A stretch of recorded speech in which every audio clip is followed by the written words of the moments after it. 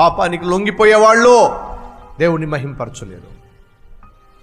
శోధనలకు లొంగిపోయేవాళ్ళు దేవుణ్ణి సంతోషపరచలేరు. మాటి మాటికి సైతాను చేతిలో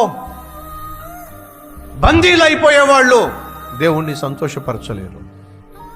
ఒకసారి మారు మనసు పొందిన తరువాత, ఒకసారి రక్షించబడిన తరువాత మరలా వెనుకంజ వేయటం ఏమిటి?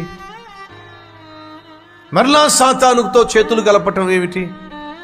మరలా పాపిష్టి అలవాట్లకు చోటు ఇవ్వటం ఏమిటి? తావు ఇవ్వటం ఏమిటి? కుక్క తన వాంతికి తిరిగినట్టుగా మరలా విడిచిపెట్టినటువంటి అలవాట్లను స్టార్ట్ చేయటం ఏమిటి? అలా చేసేవాళ్ళు ఎవరో తెలుసా?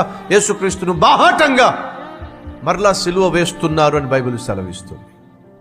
ఉన్నారా మన మధ్య ఆ విధంగా మరలా యేసుక్రీస్తును బాధ పెట్టేవాళ్ళు, గాయపరిచేవాళ్ళు? అయితే వినండి, మనం విడిచిపెట్టినటువంటి పాపాలు ఎప్పుడు చేసినా, విడిచిపెట్టినటువంటి పాపిష్టి జీవితాన్ని ఎప్పుడు మనం ప్రారంభించినా, మనకు తెలియకుండానే మనం యేసయ్యను మరలా సిలువ వేస్తున్నాం, బాధ పెడుతున్నాం.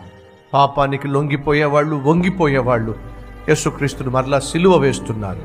పాపాన్ని ఎదిరించి జయించేవాళ్ళు యేసుక్రీస్తును సంతోషపరుస్తున్నారు.